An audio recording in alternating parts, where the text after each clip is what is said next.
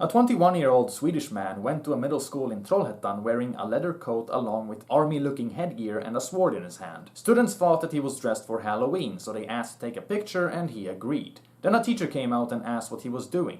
At that point he jammed the sword into the teacher and then started chasing after the children.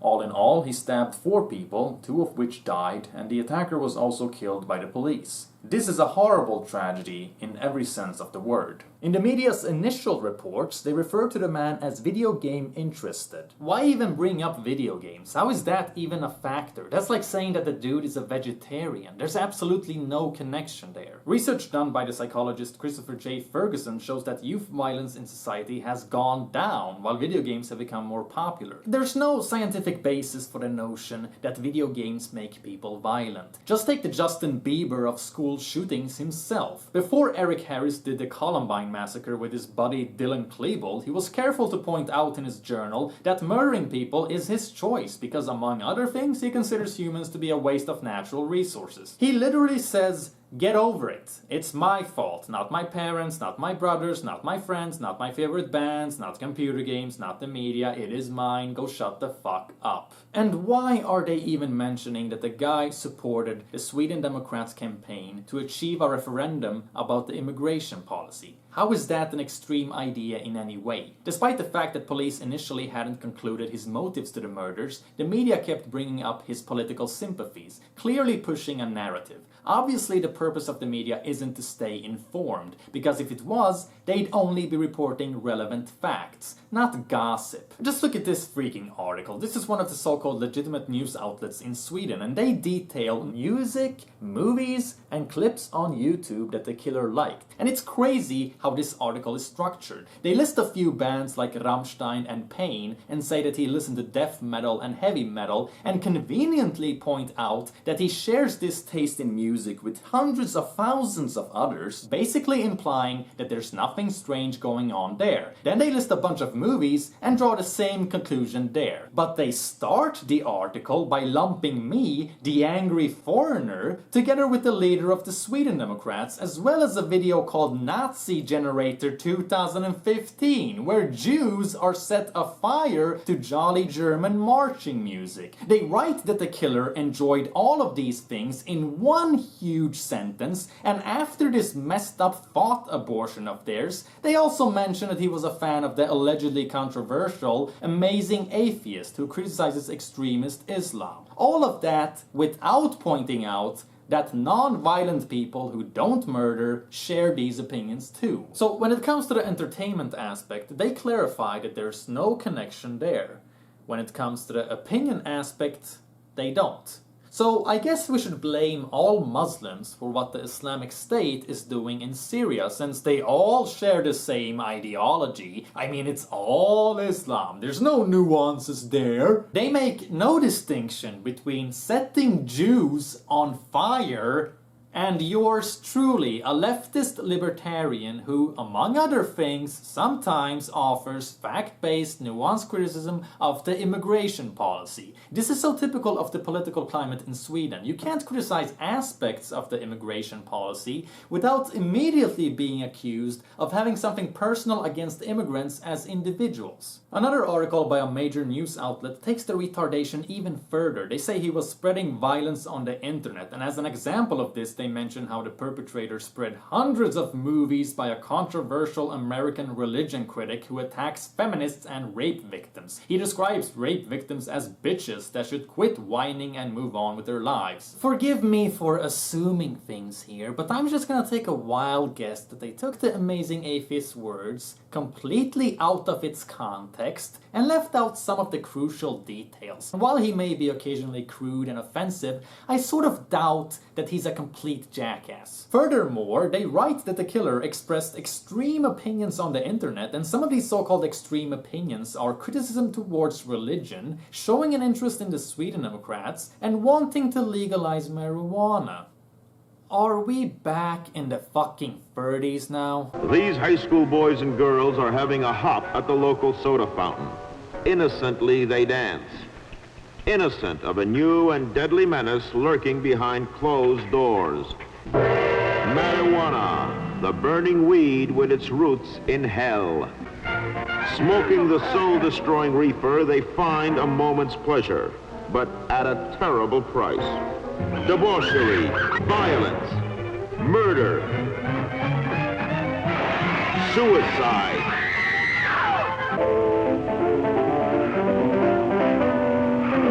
The media is putting more value on political opinions than actions. John Wayne Gacy raped and murdered at least 33 teenage boys and young men. He was a Democrat. Ted Bundy was a rapist who murdered at least 30 women. He was a Republican. I wonder what kind of YouTube videos the IKEA murderer clicked like on before he stabbed a Swedish woman and her son to death. I wonder what kind of music he listened to. The reason I wonder is because they didn't say shit about that in the media when it happened. And this guy who brutally murdered a 15-year-old boy with a steel pipe in the middle of the street, as well as the 57-year-old woman who tried to save the boy, I wonder what kind of political sympathies he has. 58% of the Swedish population want to decrease immigration. Are you saying there's a risk that these people are going to become killers just because they don't agree with the government? It's just like the Columbine Massacre, where they took Marilyn Manson and KMFDM and Doom and tried to connect these rock bands and video games with actions, saying these things will give you ugly thoughts, and ugly thoughts lead to ugly actions. Now they're trying to make the same connection with political opinions. Back in the 90s, the great evil in American society was violent video games and weird music. Nowadays in Sweden, it's people who see problems with the government's immigration policy. They're trying to create this moral panic where wanting to decrease immigration equals murder. And that's just ridiculous, considering that anybody can become a murderer no matter what their political orientation is. The past couple of months in Sweden, we've had a racist, an asylum seeker, and a guest worker commit murders. Can't we just agree that the murdering itself is the disgusting part? The first school massacre in Sweden happened in 1961. A 17-year-old got into a quarrel with an amateur boxer at a school dance. The 17-year-old went home and grabbed his gun, then returned and opened fire at the dance. 7 teenagers were injured and one of them died. Later on, the perpetrator told police he considered himself to have been influenced by the violence in cowboy movies. So that got the blame for his actions. Politicians wrote a bill to investigate the effects of movie violence, and a TV debate was held on the matter. Point being, how much should we listen to the perpetrator? If movies had such an effect, the majority of people who watch movies would be killers. So how relevant are his opinions? Aren't the actions most relevant? Because the actions are made possible by a decreased level of empathy. Maybe that's what we should be focusing on here. Empathy, not opinions. Because there's plenty of people who have the same opinions, but don't commit the same actions. Perhaps you should ask yourself what's keeping them from doing that. So the murderer liked one of my videos on YouTube. Well, he also had a great taste in music and video games, so what's your point? He might be a fan of my work, but I'm sure as fuck not a fan of his. Do you drink water? Well, Hitler drank water too, you know. Guilt by association is a ridiculous anti-intellectual notion. Correlation is not causation. Anybody who takes objective reality seriously knows that. And just look at the fact that this guy had 20-something friends on Facebook before the massacre, but as the media started reporting about him, his friend count dropped to 10. People want to distance themselves immediately because they want to avoid this superstitious notion that being friends with someone means being identical to them. And what's most messed up is that they had a valid reason to be afraid. Because his family are getting threats now. They had to delete their Facebook pages and turn off their phones because people are terrorizing them with horrible messages. Even the police confirms that there's a threat against the family, but they don't want to comment on the actions they've taken to protect them. That's seriously messed up. People are so fucking stupid that they actually become suspicious towards his family and friends, thinking that they are as messed up as the perpetrator. That's what happened to Dylan Klebold's parents too. They got tons of shit for something their son did when they themselves were actually great parents. But their son was a psycho and there's nothing they could do. There is a limit to how much the parents can influence someone. Jeffrey Dahmer had good parents too, but there was just something intrinsically wrong in his head since a young age. You know, not everybody whose parents get a divorce starts jacking off at the idea of sodomizing dead people. While Jeff's father pursued his chemistry degree, Jeff grew into a bright and loving child. He was very exuberant. He liked to wrestle. He liked to run around and ham it up for the camera.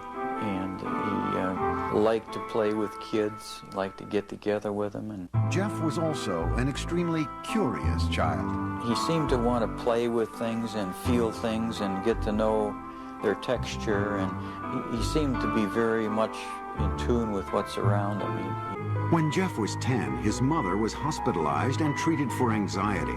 From there, his parents' marriage began to fail.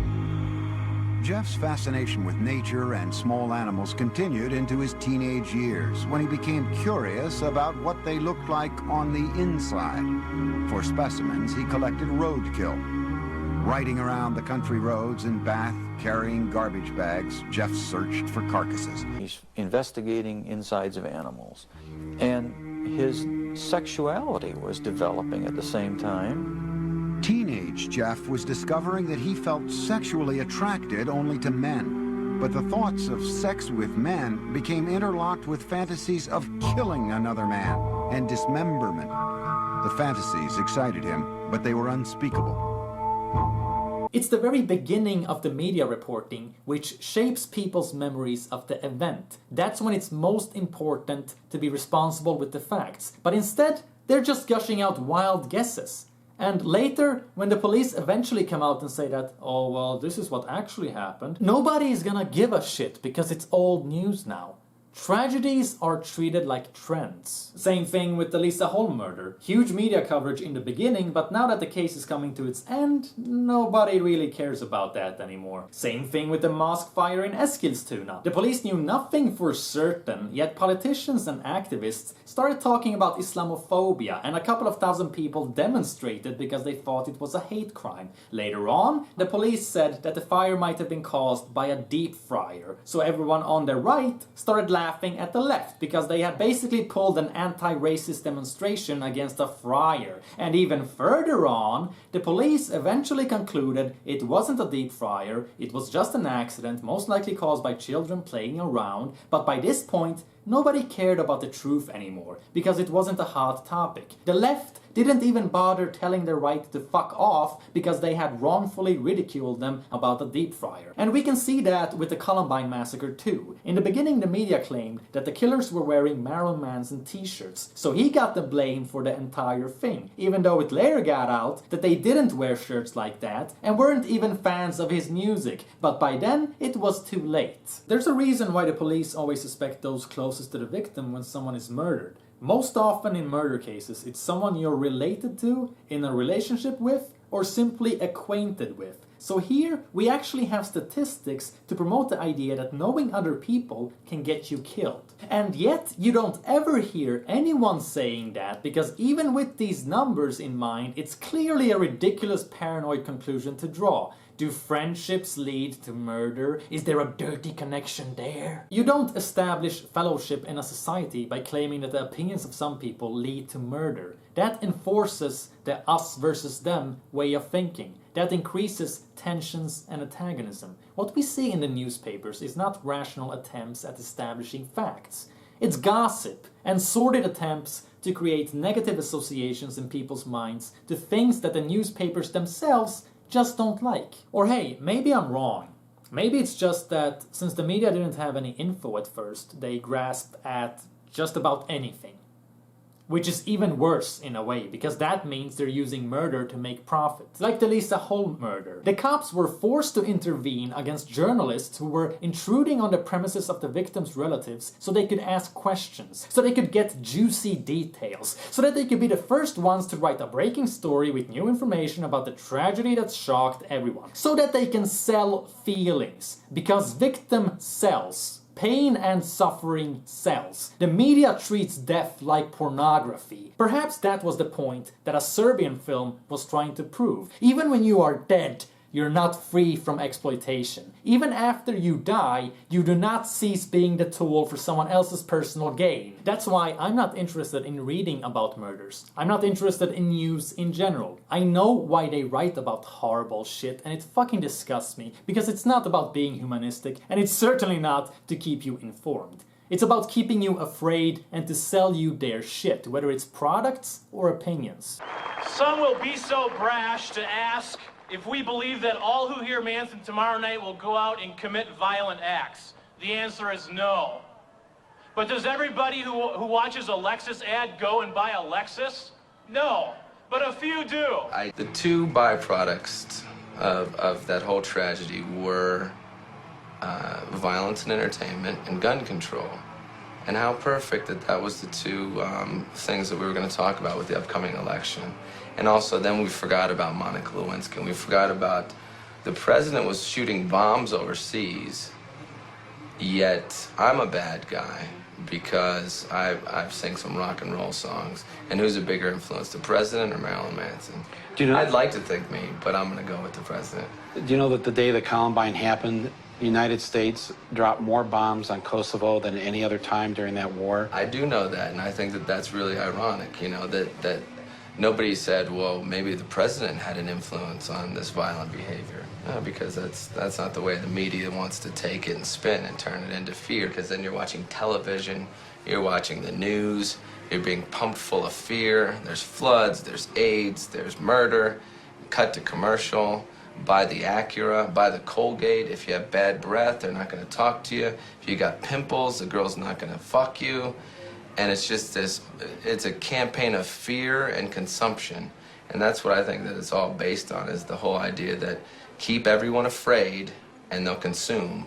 Mm-hmm. And that's really as simple as it can be boiled down to. There's a whole number of things that are despicable about people's reactions to this massacre. It's fucking disgusting that there's people going on this guy's YouTube channel thanking him and saying rest in peace for killing non-whites. It's disgusting that people immediately assume the killer was an immigrant and that it had to do with the immigration policy. It's disgusting that left-wing assholes are trying to use this tragedy as a political tool, saying that liberal right-wing media and the Sweden Democrats are to blame. Human beings have died, and people immediately start thinking about how it can benefit them politically. And last but certainly not least, it's really fucking disgusting to see how our Prime Minister is dealing with this. He cancelled his plans in Stockholm and immediately traveled to Trollhättan to meet with City Hall, visit a crisis center, and hold a press conference. All of this to express his sympathies. Almost immediately he issued a statement on the government's website saying that this is a dark day for Sweden and that his thoughts are with the victims, their families, students, staff, and the entire community, and that they're going to make sure they get all the support they need. Now see, that's fine. That's what a Prime Minister is supposed to do. He's supposed to care about the people.